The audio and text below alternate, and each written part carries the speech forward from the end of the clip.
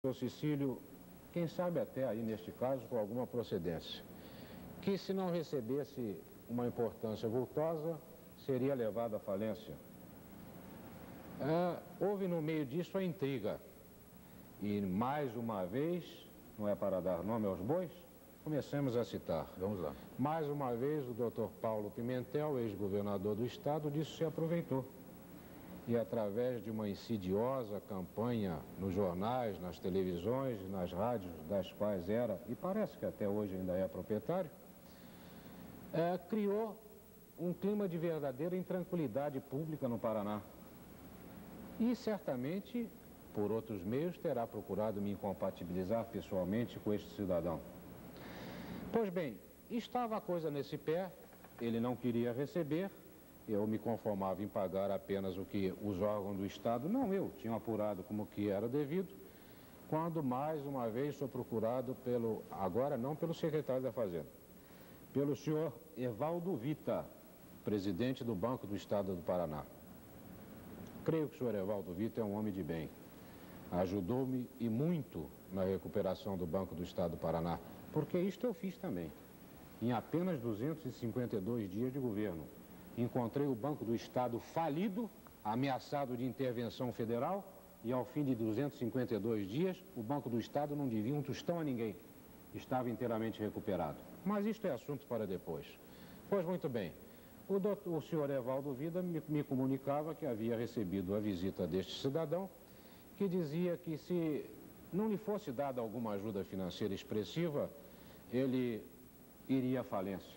E com isto, segundo ele dizia, ficariam desempregados 6.000 operários, que seria o número de pessoal que ele estava mantendo nessa estado.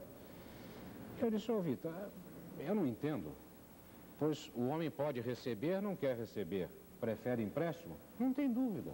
Até o limite dessa importância, está autorizado o empréstimo. Você empresta a ele o que ele precisa. Muito bem, este foi o fato. Fui ao Rio de Janeiro nesta ocasião. Lembro-me bem, era a época de finados. Eu reporto-me a isso porque é a tal gravação a que a revista Veja se refere. E eu tinha ido ao Rio de Janeiro não apenas para gozar do feriado de finados, para descansar, não. Um dos motivos que tinham me levado ao Rio de Janeiro era para tratar com o então presidente da Petrobras, o general Geisel, da vinda para o Paraná do polo petroquímico. Lembram-se, os que naquele tempo aqui moravam, que havia uma disputa muito grande entre Santa Catarina e o Paraná para saber para onde viria o polo petroquímico. E acredito que talvez tenha sido graças à minha gestão junto ao governo federal, as facilidades que o meu governo ofereceu à Petrobras e ao excelente serviço administrativo e técnico que nessa ocasião me assessorando prestou este notável prefeito de Curitiba. Ele está no PDS, eu pretendo estar no PMDB, não somos mais companheiros políticos, mas o doutor Jaime Lerner é um homem de bem. No meu entender, se nada fiz por Curitiba, pelo menos fiz dar a Curitiba o melhor prefeito, que a história de Curitiba já conheceu. Pois bem, eu estava tratando deste assunto. No feriado, fui tomar banho de mar. Estava eu, a minha mulher Helena, as minhas filhas, e havia uma moça, filha de um casal nosso, aqui, amigo nosso aqui de Curitiba, muito amiga de minha filha. Estavam na praia, quando minha filha mais velha, Renata, me disse que queria ir, naquele tempo não se chamava boutique, hoje é que se usa esse termo, parece que enfim, ela queria ir a uma costureira em Ipanema. Eu disse, pois não, minha filha, então eu vou acompanhá-la até a calçada para você tomar o carro. Passei a mão no braço da minha filha, fui até a calçada. Quando cheguei na calçada, dou de cara com o senhor Cecílio do Rego Almeida. Confesso-lhe que à primeira vista fiquei até um pouco receoso de algum gesto dele. Ele disse, governador, eu preciso falar com o senhor. Como eu confesso que nesta ocasião eu cheguei a temer alguma atitude da parte do doutor Cecílio, eu disse à minha filha, por favor, se afaste. Ela se afastou. E eu disse a ele, eu já disse ao senhor que não tenho nenhum assunto particular a tratar com o senhor. As nossas conversas são de interesse do Estado, vamos conversar com a presença de testemunhas. Não tenho assunto particular a tratar com o senhor. Não se exalte, governador. Eu apenas vim lhe agradecer a concessão do empréstimo que o senhor autorizou no Banco do Estado do Paraná. É apenas isso. Eu disse perfeitamente, com licença, e me retirei. Foi este o único diálogo que houve entre o doutor Cecílio do Rego Almeida e a minha pessoa. Mas existiu a gravação ou não? Se gravação existiu, existe desta conversa que relato aqui. Mais nenhuma pode existir. Nunca tomei conhecimento. Nunca me foi exibida gravação alguma. Se agora exibirem alguma, afirmo-o de público. É falsa, é mentirosa, é montada. Você que é homem de televisão conhece bem. Se dessa nossa entrevista, dessa nossa conversa, se fizer o que se chama uma mixagem, se cortar uma palavra aqui e se encaixar outra colar, se transformar o sentido das frases, se pegar apenas um pedaço de texto dentro do contexto do global da entrevista, você não monta qualquer coisa que você quiser. Mas como que o governo federal Pois tanto, aceitou? um momento, vamos chegar lá. Me deixe ir por parte, porque a história é longa. São 10 anos que eu preciso relatar. 10 anos de sofrimento. Pressa de saber isso. O Paraná vai ficar sabendo, o Paraná vai ter um ano para que eu conte toda a história. Este é apenas o dedinho mindinho do gigante. Quando aparecer o gigante é que o povo do Paraná vai cair para trás. Tem muito tempo. Pois vamos lá. Reafirmo, se gravação existe, é falsa, é mentirosa. Não é por outra razão que o Código de Processo Civil, artigo, se não me falha a memória, 373, não aceita como prova em juízo transmissões através de gravação ou fonográficas, a não ser que as duas partes aceitem como verdadeira, por esta facilidade de se montar, de se falsificar, de se transmudar qualquer tipo de diálogo. Eu nunca vi gravação alguma. Se agora vierem exibi-la, canalhas do tipo destes que me achincalham há 10 anos, desafio que provem que é verdadeira. Este diálogo que aqui contei, sim, este existiu entre mim e o doutor Cecílio Rego Almeida. Outro, em que eu tenha sequer insinuado, já não diga nem pedido ou exigido, em que eu tenha sequer insinuado qualquer propina, qualquer remuneração, qualquer gratificação para atender às pretensões desse empreiteiro, é pura e deslavada mentira. A própria revista Veja, permita-me, a própria revista Veja. Por isso não tenho razão por que acirrar ódios com o doutor Cecílio do Rego Almeida. Quem sabe ele até foi instrumento, quem sabe até inocente de toda esta trama armada. Porque aqui está, na própria revista Veja que me acusa. Eu já tenho quase de cor, são 10 anos que me tortura a leitura desta revista, nas noites cansadas depois do meu trabalho honesto para manter a minha família, nas madrugadas que atravesso, às vezes, insone, diante de tanta injustiça e de tanta infâmia, que eu acho que até já sei de cor o que diz essa entrevista. Pois bem, vamos procurar. Diz ali, em um trecho que já vamos achar. Já vamos achar. Aqui está. Aqui está. Sem teatro. Me permita pôr os óculos, porque sem óculos já fica difícil começar a ler. Já estamos na idade dos óculos. É verdade. O meu já é longe ainda enxergo mais ou menos. Para perto realmente não dá. Diz aqui a revista Veja. Sem teatro.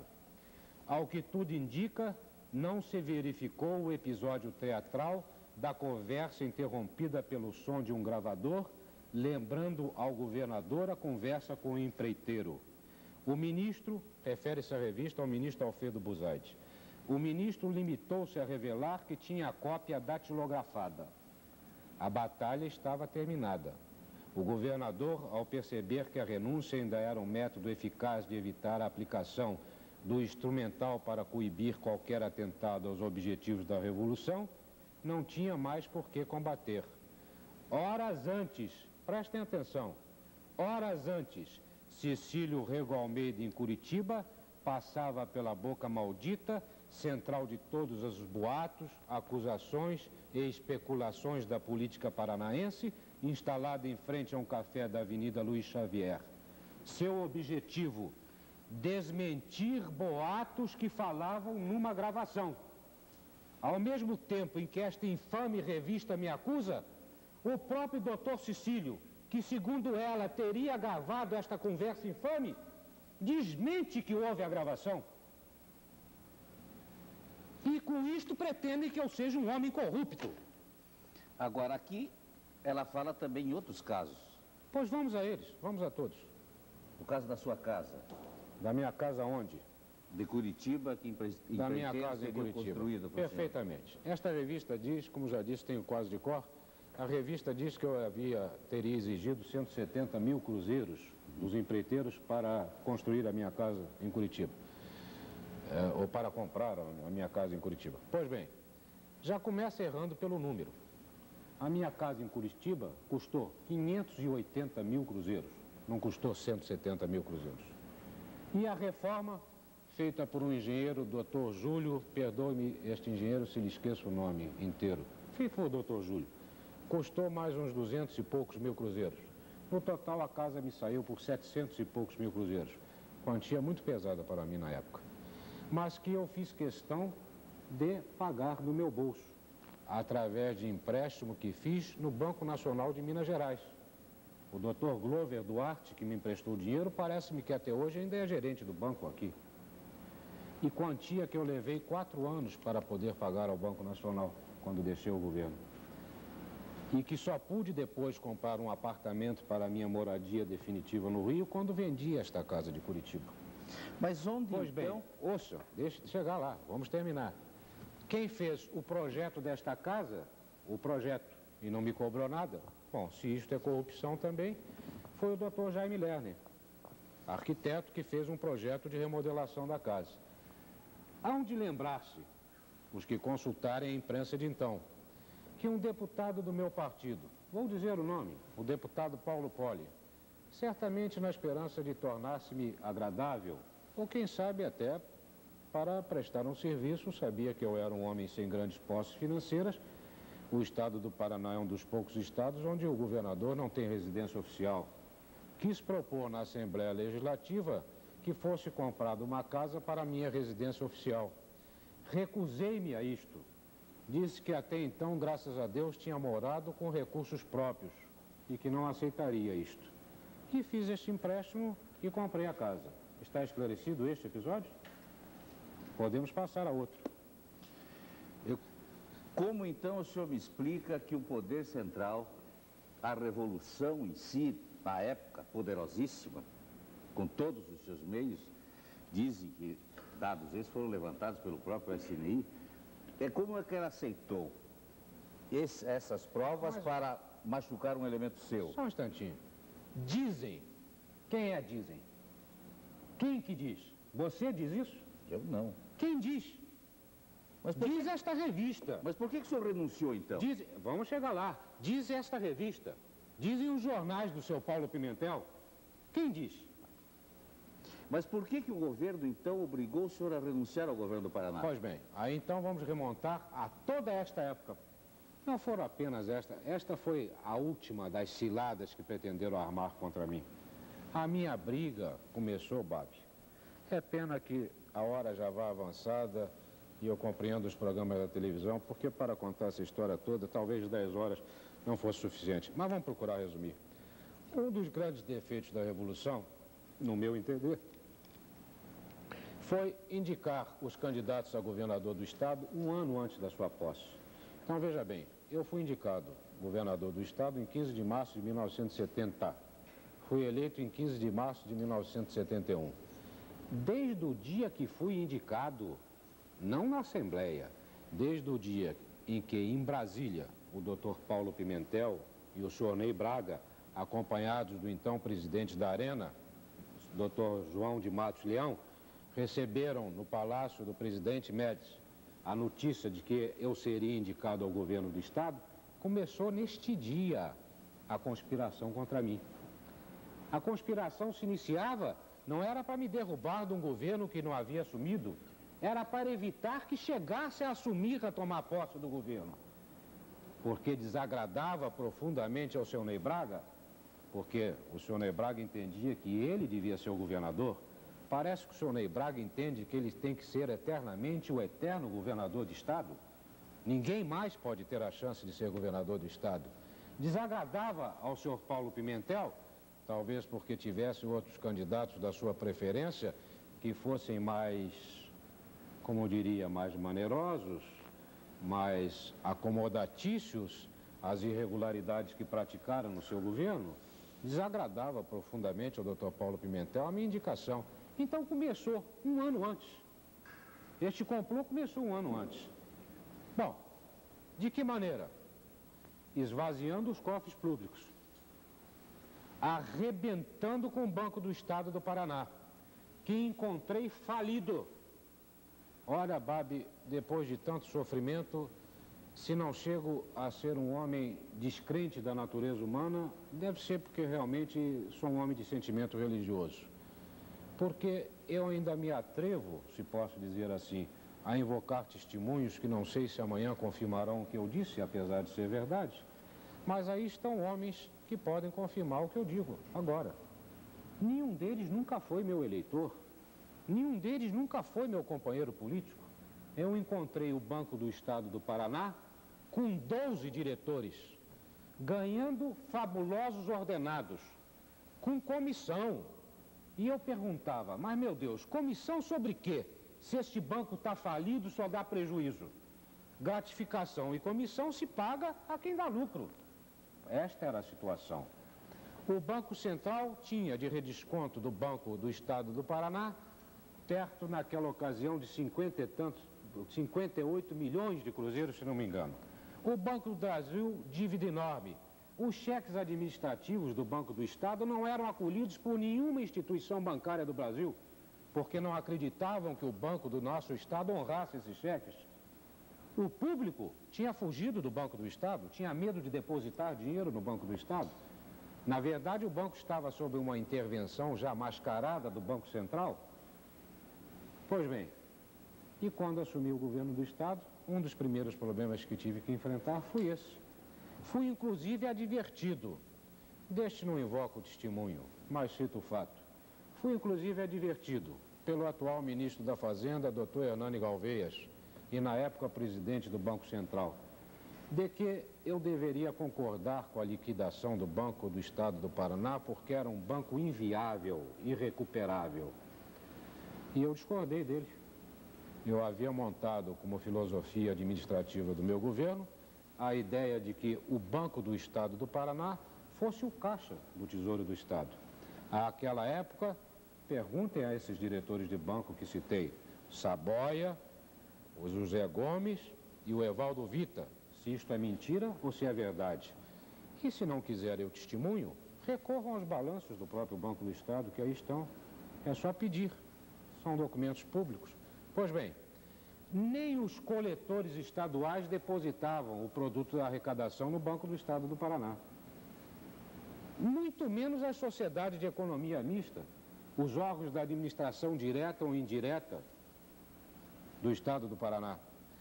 E lembro-me que o meu primeiro ato como governador do Estado foi reunir o meu secretário da Fazenda, os diretores das sociedades de administração direta ou indireta do Estado e deles o seguinte aviso. Senhor secretário da Fazenda, fica o senhor avisado do seguinte. A partir deste momento, se um coletor estadual deixar de recolher dinheiro da arrecadação no Banco do Estado do Paraná, o coletor deve ser imediatamente punido. Se o fato se repetir, o senhor faça-me o favor de pedir demissão para que eu não tenha o desprazer de demiti-lo. A mesma advertência fiz ao presidente da Copel, ao presidente, enfim, de todos os órgãos da administração direta ou indireta do Estado. Muito bem. Eram 12 diretores, já disse eu. Estava o Banco do Estado nesta situação. Era tudo isto um encadeamento para me levar à impossibilidade, à impraticabilidade de governar o Estado. Pois bem, coloquei o senhor Evaldo Vita, veio do Banco Comercial do Paraná. Nunca foi político, nunca votou em mim, nunca foi meu companheiro. Coloquei lá o Saboia, Celso Saboia, Curitiba inteira conhece. Aquela época, hoje eu não sei. Sempre foi adepto do seu Ney Braga, hoje é do PP, é um direito dele. Meu nunca foi. Amigo, acho que sim, mas meu eleitor, meu companheiro político nunca foi. Coloquei o senhor José Gomes, funcionário do Banco do Estado. E ao colocá-lo, fiz de público uma declaração aos funcionários que se achavam presentes. A presença do senhor José Gomes na diretoria do Banco do Estado é um exemplo que desejo deixar para que qualquer funcionário entenda que no meu governo, para ser diretor do Banco do Estado, não precisa pedido de deputado, nem de general, nem de senador, nem de ninguém. Basta ser um funcionário cumpridor das suas obrigações.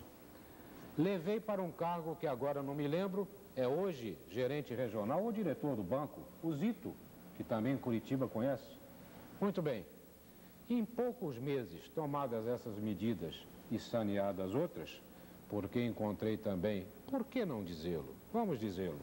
Encontrei o Banco do Estado com um enorme passivo, grande parte do qual era oriundo dos empréstimos feitos pessoalmente por ordem do Dr. Paulo, governador do estado de então, aos seus familiares ou ao grupo econômico que representava. Determinei que se acabassem essas irregularidades. Quando o senhor Vita, o Gomes, o Saboia me perguntaram que orientação tinha eu a dar a respeito da condução dos negócios do banco, lhes disse, a única orientação é que os senhores ajam como diretores do banco. Eu nunca entrarei no banco para pedir um empréstimo regular. E espero também que os senhores nunca o façam. E realmente não o fizeram. Pois bem, graças a essa profícua atividade e colaboração desses senhores, em pouco mais de 3 meses, eu assumi em 15 de março, o primeiro balanço semestral foi a 30 de junho. Eu tive o prazer de ir ao Rio de Janeiro, pedi uma audiência ao Dr. Hernani Galvez e mostrei-lhe o balanço do banco que ele considerava irrecuperável. Ele colocou os óculos, lia e se assustava. Mas e o redesconto? O Banco do Estado não deve mais nada no redesconto. E a dívida com o Banco do Brasil? Não devemos mais nada ao Banco do Brasil. Mas e as operações pendentes? Existem apenas algumas que eu ainda não consegui resolver, mas 90% já estão sanadas. Mas e o volume de depósito é esse? É, sim, senhor. Como é que o senhor conseguiu esse milagre? Não sei, doutor Hernani. O senhor que é banqueiro, eu nunca fui banqueiro. Agora está aí, o banco que o senhor achava irrecuperável. Não houve milagre algum.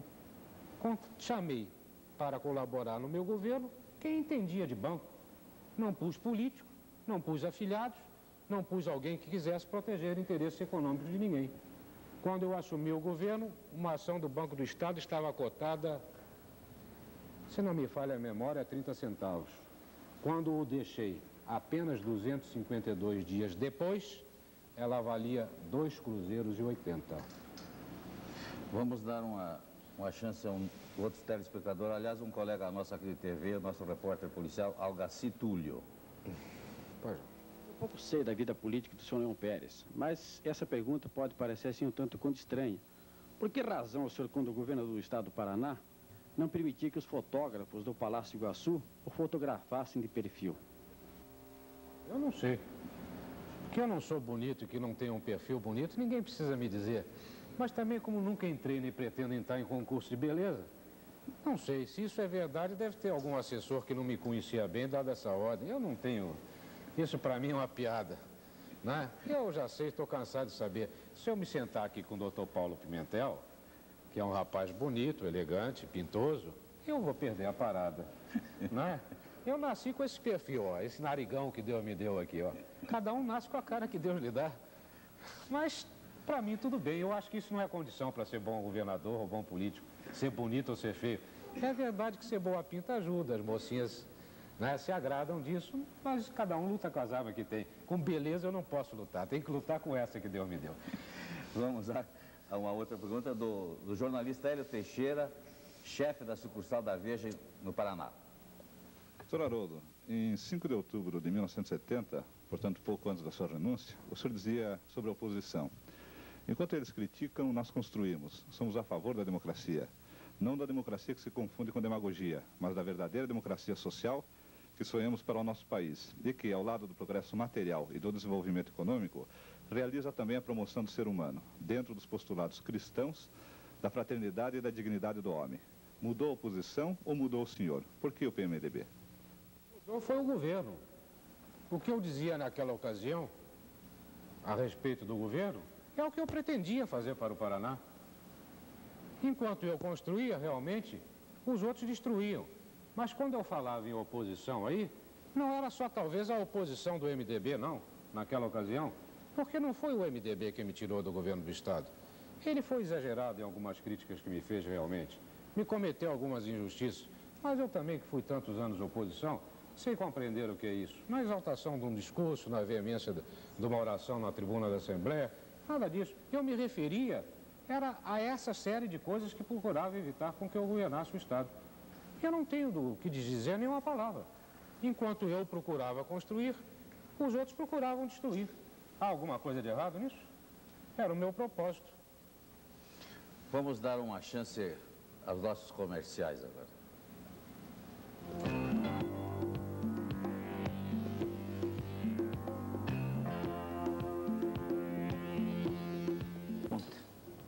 Eu não entendo ainda como que essas forças paranaenses que o senhor citou chegaram a ponto de convencer o poder central da época, do qual o senhor era um representante no Paraná, a que provocasse a sua renúncia. Houve conivência no poder central disso? Vou procurar respondê-la, embora não seja fácil sintetizar. Bem, então já citei algumas das armadilhas que ao curso do meu governo, armaram para montar essa imagem minha, inclusive junto ao governo federal. Eu precisaria contar aqui, mas não tenho tempo para isso. Mas vou me referir, o Paraná da época se conhece, o episódio do Tribunal de Justiça do Paraná, em que me rebelei contra um decreto judiciário que aumentava o vencimento dos próprios desembargadores. Não porque eu fosse contra o aumento dos magistrados. Os desembargadores até não ganhavam tão mal. Mas eu, que sempre advogava, achava que os magistrados do interior deviam ganhar mais. Cansei de insistir para que se fizesse a coisa constitucionalmente, para que me fizessem uma exposição de motivos, para que eu mandasse a Assembleia Legislativa, para que a Assembleia aprovasse a mensagem, para que eu pudesse pagar. Era outra armadilha, de duplo sentido.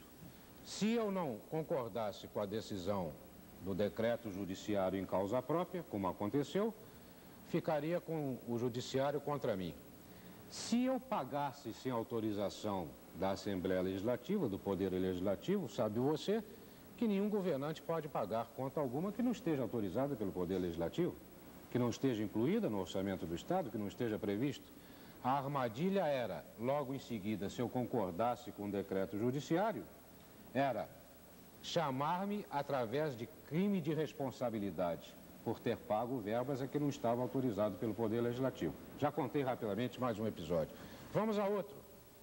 A suspensão da vigência da Constituição do Estado. Sobre isso se fez tanta onda, tanta celeuma, me acusaram de tanta coisa. Meu Deus, o que eu procurava fazer? Havia uma Constituição do Estado do Paraná inteiramente inadequada à Constituição Federal que havia sido votada. Havia conflito. Havia artigos inteiramente conflitantes uns entre outros. Então, embora presidindo a reunião, convidei para diversas sessões de trabalho eminentes juristas do Paraná. O meu secretário de Justiça, Dr. Rui Ferraz de Carvalho, o Dr. Milton, que foi chefe da minha Casa Civil, o Procurador-Geral do Estado, o Dr. Ivan, e outros mais. E apenas fizemos isso, adequar a Constituição do Estado à Constituição Federal. Mandamos à Assembleia esta mensagem. Bom, muito bem. Quando do episódio de me negar a pagar ao tribunal os seus vencimentos fruto de um decreto judiciário, logo após isto, eu entrei, não fiz violência nenhuma contra o tribunal, entrei com um recurso ao Supremo Tribunal Federal, que por unanimidade de votos reconheceu que eu estava certo, que eu não podia pagar um aumento fruto de um decreto judiciário. O processo era esse mesmo, enviar à Assembleia, ser aprovado, etc. Por unanimidade de votos do Supremo Tribunal Federal. Não sei se por coincidência ou se por outra razão, quando a mensagem de reforma constitucional tramitava na Assembleia e foi aprovada, alguns deputados da oposição levantaram, através de quê? Sempre através dos jornais do Dr. Paulo Pimentel. Levantaram objeções dizendo que não haviam sido cumpridos trâmites regimentais, que havia vícios na votação da mensagem. Provas desses alegados vícios e irregularidades. Como sempre, provas contra mim são sempre assim. Apenas recorte de jornais. Nenhuma certidão da Assembleia, nenhum documento. Apenas recorte de jornais da propriedade do Dr. Paulo Pimentel. Nova armadilha contra mim. Então, eu era o arbitrário que fizera aprovar irregularmente uma Constituição. Pois bem, por coincidência, ou seja lá pelo que for, o Tribunal de Justiça acolhe um mandado de segurança do MDB de então. E liminarmente, sem sequer mandar ouvir o governador do Estado. Caso único que eu conheça na história jurídica deste país. Suspendeu a vigência da Constituição do Estado. Pois bem, cometi alguma violência contra o tribunal? Fui desafiar desembargadores? Mandei invadir o tribunal pela polícia, como dizem que mandei a polícia invadir os jornais do Dr. Paulo Pimentel? Não. Recorri aos meios legais. Novamente fui ao Supremo Tribunal Federal. E mais uma vez, por unanimidade de votos, ganhei a questão diante do Supremo Tribunal Federal. Muito bem. Posteriormente, esse caso que já é do seu conhecimento, que já tratamos deste negócio do Cecílio, da empreiteira e não sei o que mais. Então, veja como se procurava me apresentar perante o governador, o governo federal. Este homem é um arbitrário. Indispôs-se com as duas lideranças políticas locais da Arena, o Dr. Paulo Pimentel e o major, general, não sei, marechal, né? General Ney Braga. Quando eu conheci ele era major, agora é general. Nunca mais esteve no Exército, mas parece que hoje é general, né? General Ney Braga. Contra o general Ney Braga. O Dr. Paulo Pimentel e o general Ney Braga. Me indispus contra as duas lideranças. Muito bem. Me indispus com o Tribunal de Contas.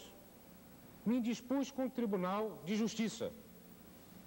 Mas, somado a estes episódios que esta revista apontou, e os jornais do Dr. Paulo também viviam insistindo nisso, a imagem que se levou de mim ao governo federal foi esta.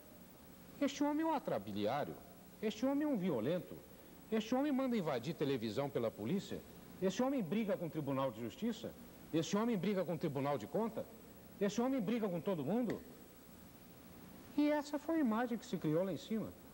A advertência que recebi, esta é verdadeira, do ministro Alfredo Buizade, foi essa.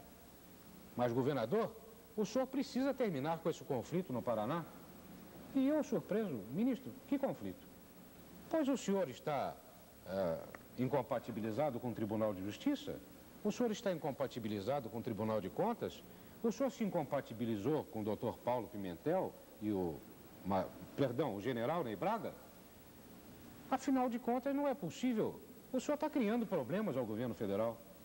Eu disse, ministro, eu sou um simples bacharel em Direito provinciano. Verdade que sou professor de Direito também. Já o tinha sido, até de Direito Constitucional, no Centro Universitário de Brasília. Mas o que pode a minha pouca sapiência jurídica diante da expressão de cultura do direito que é o senhor? Então me diga uma coisa, ministro. Como é essa história? Aquele que ganha sempre por unanimidade de votos no Supremo Tribunal Federal é que está errado? É que está criando conflito? É que está conturbando a vida pública do seu Estado? E eu acho que essa advertência que o senhor está me fazendo, o senhor devia estar fazendo ao tribunal, devia estar fazendo ao Dr. Paulo, devia estar fazendo ao general Ney Braga. E a todos quantos procuram obstacular a minha ação no governo do Estado. Eu não aceito isso de modo nenhum. E o Poder Central levantou algum processo? Existiu esse processo? Você vem perguntar a mim?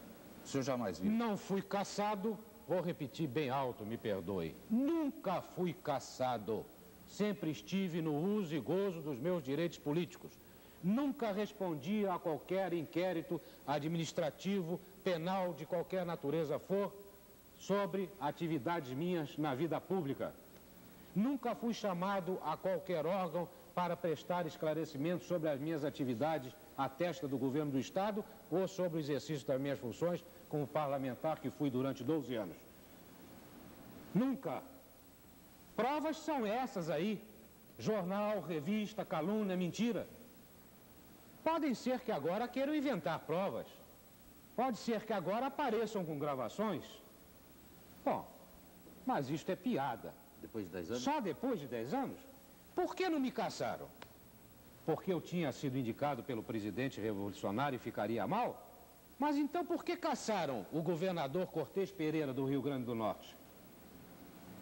E por que foi ele punido e teve que se defender? Porque diziam, não quero acusá-lo, Deus me livre, eu que fui vítima de tanta injustiça de que tenha praticado isso, mas porque diziam que tinha praticado ato de improbidade administrativa. E eu nunca fui chamado. A única vez que tive que responder a uma maldosa insinuação a respeito da minha atividade na vida pública nasceu aqui no Paraná do Tribunal de Contas, quando se verificava a aprovação das contas do exercício de 1971. Eu governei 252 dias, de 15 de março até 23 de novembro. E no resto desse finalzinho de ano governou meu sucessor, o ilustre professor Pedro Parigô de Souza, já falecido. Pois bem, o Tribunal de Contas aprovou o período da gestão do professor Pedro Parigô de Souza. E como órgão auxiliar da Assembleia, mandou um relatório à Assembleia levantando dúvidas sobre a minha gestão. Pasmem, senhores espectadores, porque eu teria gasto, não são 6 milhões, não são 60 milhões, não são 600 milhões, porque eu teria gasto numa viagem que fiz a Paranavaí para inaugurar grupos escolares, 6 mil cruzeiros.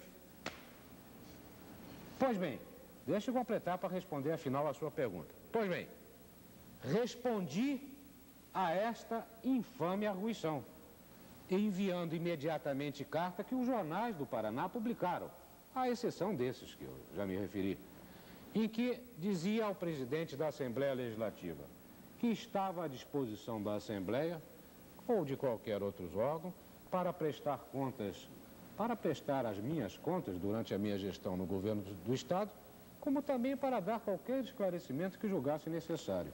Até hoje não recebi cópia da resposta desse ofício.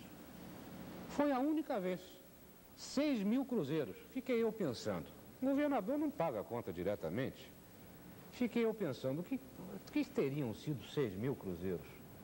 Provavelmente deve ter sido, quem sabe, pagamento dos pilotos do avião, quem sabe, diária de funcionários que foram a Paranavaí fora de sede, coisas desse tipo. Eu não fui para lá passear, fui homenageado com um banquete, mas não foi o Estado que pagou o banquete, foi o povo de Paranavaí. Então, esta foi a única irregularidade a que até hoje fui chamado a responder, porque indo inaugurar um grupo escolar que construí nesses 252 dias tormentosos, porque construí para as crianças de Paranavaí, a grande mácula do meu governo é que para ir lá tinha-se gasto 6 mil cruzeiros. Então some, Babi, esta série de coisas que estou contando aqui. E imagine você a repercussão nacional que isso não teria. Porque também o doutor Paulo Pimentel, quando assumiu o governo do Estado, e aí estão os documentos, vão procurá-los no Banco do Estado. Além de gastar com as suas próprias empresas para fazer a sua promoção, além de gastar com as empresas jornalísticas do Paraná, eu não critico que se dê verba de divulgação. A empresa jornalística é uma empresa como outra qualquer, mas não aos níveis que ele dava, não aos absurdos que ele concedia, principalmente, é claro, às suas próprias empresas. Havia contas do governador Paulo Pimentel de dívidas à imprensa, por exemplo, do Estado do Pará, por exemplo, do Espírito Santo, por exemplo, da grande maioria dos jornais de grande circulação do Rio e de São Paulo. E na hora em que o doutor Paulo Pimentel me acusava aqui, e estes órgãos queriam receber de mim as dívidas que ele havia deixado para se promover, mas que ficava a meu cargo pagar, em que eu explicava a estes jornais que ainda não tinha recuperado o Estado a ponto de poder pagar essas dívidas, o que o doutor Paulo dizia aqui repercutia em toda a imprensa nacional. E assim acabei sendo vítima, não apenas desta onda desencadeada no Paraná, mas em todo o Brasil. O que pensaria o próprio presidente Médici, que me honrou com a sua confiança ao indicar-me governador do Estado, diante deste volume, destas reiteradas acusações que se faziam contra mim? Poderia, corrupto, acredito que ele nunca julgou, nunca pensou que eu fosse, ou então teria me punido. Mas pensaria que me faltavam condições políticas para governar, e esta foi a realidade.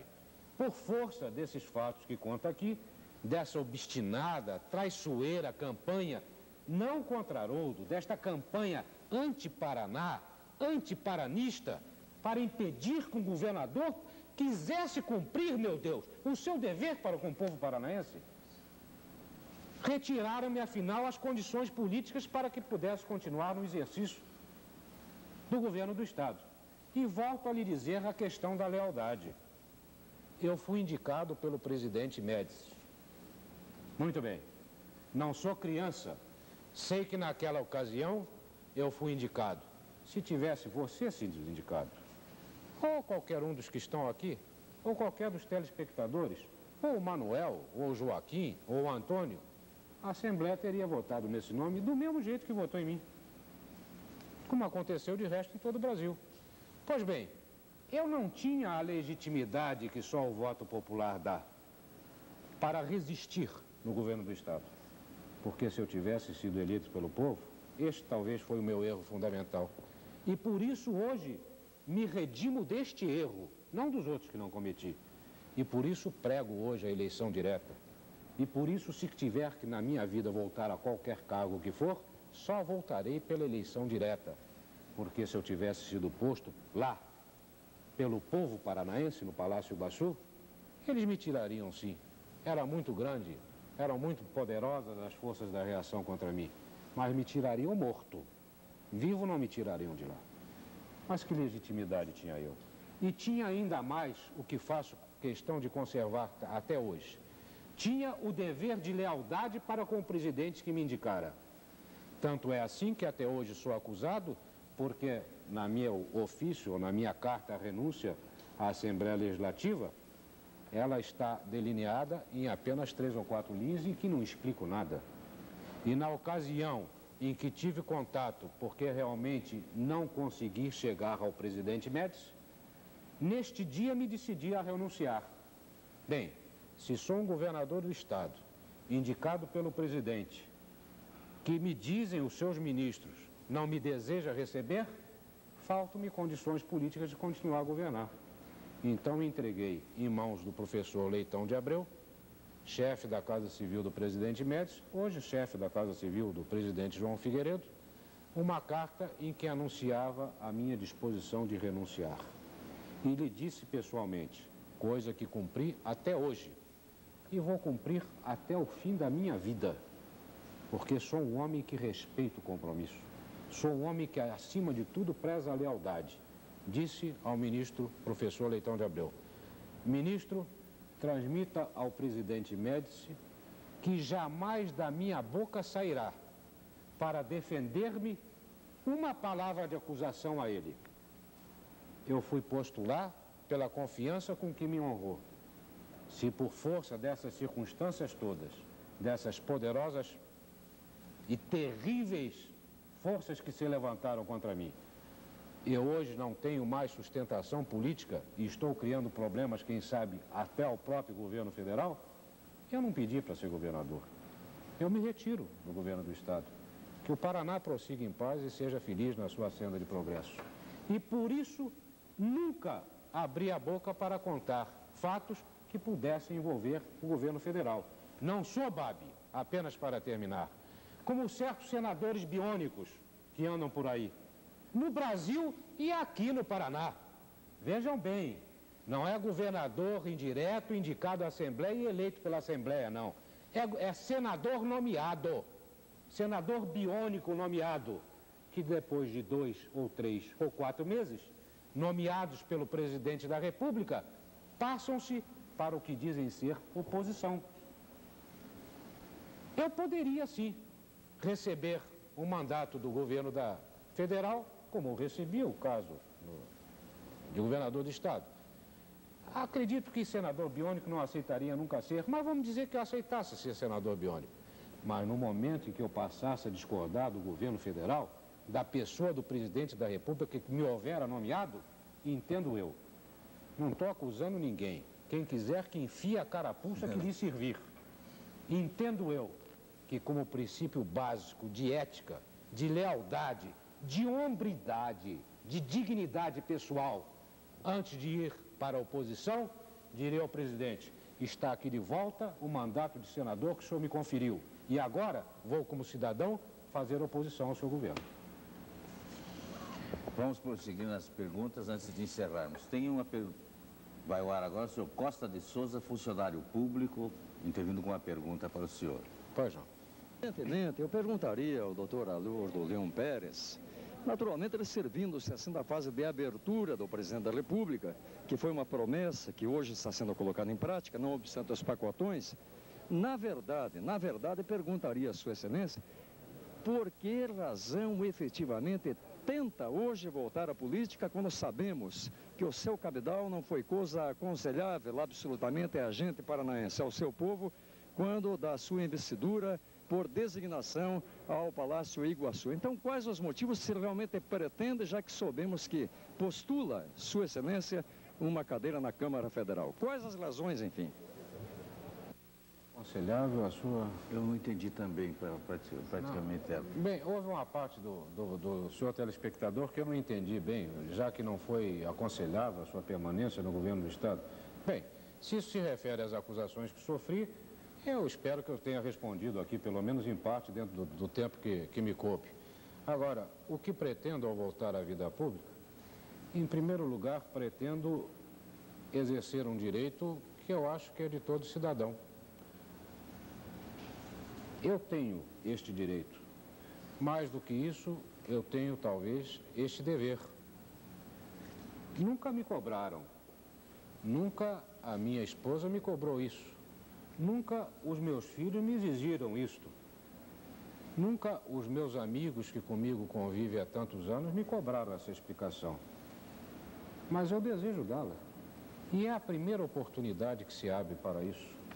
Quantas vezes procurei os jornais, as revistas e não consegui maneira de abordar esses assuntos? A resposta era sempre a mesma quando eu perguntava por quê. São ordens superiores. Superiores de quem? Dos donos da empresa? De donos do país? De representantes de outros governos? Não sei responder, mas nunca consegui.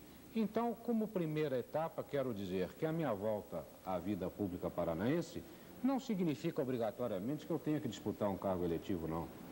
Significa, sim, o direito e o dever, repito, que eu tenho de explicar à minha família que acredita em mim, aos meus amigos que me acompanham há tantos anos no Paraná e que acreditam em mim, mas eu quero explicar.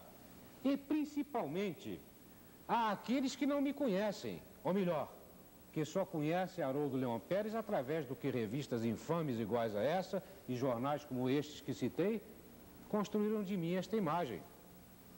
Quanta gente nova no Paraná? Fizeram 10 anos agora, no dia 23 de novembro, que renunciei ao governo do Estado.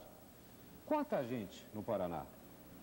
Quanta criança que hoje está adulta conhece Haroldo Leão Pérez como o gangster, o corrupto, e agora entrou na moda também, como o dedo duro, o agente federal, o homem que espancava a criancinha, que batia em professor, que invadia universidades, que mandou a polícia invadir a estação do São Paulo Pimentel. Eu preciso explicar a esta gente do Paraná. É a minha terra, não nasci aqui. Aqui vivi a maior parte da minha vida. durante esses 10 anos de exílio, e são de exílio mesmo. Imagino como não seja sofrido para os brasileiros que passaram essa amarga experiência, o exílio no estrangeiro. Eu fui exilado para o Rio de Janeiro. Dizem que fiquei lá bebendo uísque no Yacht Club e passeando, para repetir a expressão aí, com o narigão pro alto e gastando o dinheiro que eu havia furtado do Paraná. Não é verdade? Eu sempre estive no Paraná, na minha propriedade aqui, entre Medianeira e Matelândia, que tenho. Passei por Curitiba, vim ser padrinho de casamento aqui, depois de sair do governo. Fui a Maringá diversas vezes.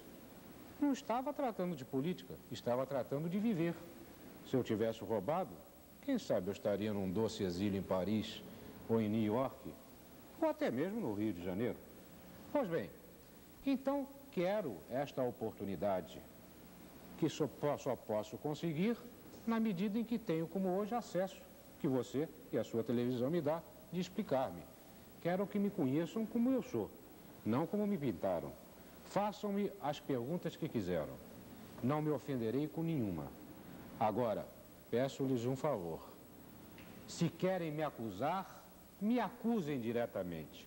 Eu, fulano de tal, morador na rua tal, com telefone tal, acuso o senhor de corrupto, acuso o senhor de assassino, acuso o senhor de ter mandado a polícia invadir jornais, acuso o senhor de dedo duro, acuso o senhor de agente federal. Não vou fazer violência nenhuma, não. Mas agora, e que inclusive já tenho a meu favor a manifestação inicial da justiça, agora eu posso fazer, Babi. E a inscrição no PMDB? O que tem a na última inscrição? pergunta. Logo no começo do programa, o senhor disse que já estava no PMDB. Sim. Já estava afiliado. Perfeito. Pois bem, então Pra vamos finalizar. lá. Para finalizar. Também vou procurar resumir. Bom, então vamos lá. Parece que eu falo demais, né? Estendeu um pouquinho. Paciência. Bom, Vamos mas ser rápido. então vamos lá. Cheguei a Maringá, evidente que eu não iria ingressar num partido político sem antes fazer as sondagens que normalmente se fazem. Tenho amigos, graças a Deus, apesar de tudo isso. Tenho amigos em todos os partidos políticos que militam no Paraná, até no PDS, em todos. Uns queriam que eu entrasse no PP, outros queriam que eu fosse para o PTB, alguns sugeriram o próprio PDS e outros lembraram-se do PMDB. A minha opção foi pelo PMDB, porque acredito, como já disse, que seja autenticamente o partido de oposição no Paraná. Mas fiz as sondagens de praxe. Pedi a amigos meus que conversassem com os representantes da executiva de Maringá. Pedi que conversassem com o senador José Richa. Pedi que conversassem com dirigentes do partido. De todos esses amigos em que confio, ouvi a notícia de que nenhum problema havia. E assim fui tranquilo para Maringá. E na realidade, tão tranquila era a minha aceitação, antes que novamente contra mim se desencadeassem estas forças, que chegando a Maringá, apresentei meu diretório, presidia o diretório na ausência do presidente que estava na sua fazenda, o professor e advogado Eli Pereira Diniz, e eu disse a ele, Eli, mais uma vez, agora pessoalmente, alguma restrição ao meu ingresso no partido? De maneira alguma, doutor Haroldo. Tanto não há que quero ter a honra de abonar a sua ficha de inscrição partidária, o que ele fez. Estava presente uma outra membro do Executivo, dona professora Nadir Cancian, a quem fiz a mesma pergunta. Alguma dúvida, professora? A senhora tem alguma restrição, alguma coisa que eu preciso explicar para mim? Não, absolutamente. E perguntaram-me alguns membros do MDB que ali estavam presentes. O senhor tem alguma exigência a fazer ao entrar no PMDB? Eu disse, como exigência? O senhor, por exemplo, exige que se lhe dê uma vaga para disputar qualquer cargo eletivo? Eu disse, não, nem cogito disso. Eu acho que a escolha de candidato a cargo eletivo é um problema da soberania da convenção, que só vai se verificar daqui a 6 meses, depois de maio. Quem sabe? Se lá resolverem me aprovar como candidato, sim, mas não põe nenhuma exigência. Pois bem, volto a dizer, tão tranquila era a minha aceitação que o meu nome constava de uma lista de mais 10 outros que naquela ocasião estavam se filiando ao PMDB. E com a ficha de filiação, como determina a lei, quando não existe nenhuma impugnação, esta relação de 11 nomes, entre os quais o meu, foi encaminhada ao juiz eleitoral da 66ª Zona Eleitoral. Aqui estou filiado. Muito bem. Lá, o juiz, de acordo com o que determina a lei, vistou e visou as fichas. Ora, diz o artigo, se não me engano, no parágrafo 2º do artigo 65, que o ato que define a inscrição partidária é o visto do juiz na ficha de filiação partidária. Pois bem, no dia seguinte, para minha enorme surpresa, começaram a aparecer as impugnações. Eu já estava registrado, sem nenhuma dúvida. Eu e mais 10 que comigo foram encaminhados as suas fichas para o juiz eleitoral. Aí apareceram 2 impugnações de Apucarana, uma impugnação de 2 elementos de Apucarana e mais uma impugnação de 3 de Maringá. E defendi-me dessas impugnações não porque tivesse dúvida da minha inscrição partidária, mas porque elas se baseavam exatamente nessas torpes acusações que me fizeram, chamando-me de corrupto, chamando-me de dedo duro, chamando-me de torturador e outras coisas mais. Só não me chamaram de pai de santo, o resto me chamaram de tudo. Pois bem, e na defesa da minha honra, era escrito e assinado o documento, fui que me defendi perante o PMDB. Quer que lhe conte o resto da história? Há tempo para isso? Não. Então aí está. Pois bem, posto em dúvida, apenas para terminar, posto em dúvida a minha filiação, depois de outra série de arbitrariedades que aconteceram, mas que, infelizmente, eu não tenho tempo de explanar, fica para outra ocasião, se eu tiver a honra de ser novamente convidado. Teremos outra oportunidade. Eu recorri à Justiça, impetrei mandado de segurança junto à Justiça de Maringá e o juiz me concedeu a liminar. Aguardo tranquilo, como sempre eu fiz, o julgamento sereno da Justiça. Até lá, enquanto em última instância, porque desta decisão de Maringá cabe recurso ao Tribunal de Justiça do Estado e, posteriormente, por envolver matéria constitucional, ao Supremo Tribunal Federal. Eu disse desde o início, eu lutarei até o fim, dentro da lei, por um direito que não é apenas meu, é de qualquer cidadão brasileiro. Quero saber que democracia é esta. Não vou julgar, nem estou julgando o PMDB pela manifestação de alguns dos seus elementos. Mas acredito que o PMDB há de ponderar melhor. Acredito que da convivência partidária há de nascer a confiança que hoje se manifesta como desconfiança, talvez por não me conhecerem bem, ou talvez por muitos só me conhecerem através dessas infâmias. De modo que não julgo o PMDB. Até agora continua sendo o partido da minha preferência e pretendo militar nele. Mas, se evitado de qualquer modo pela decisão da Justiça a nível final, se for este o caso, que eu não possa militar no partido político,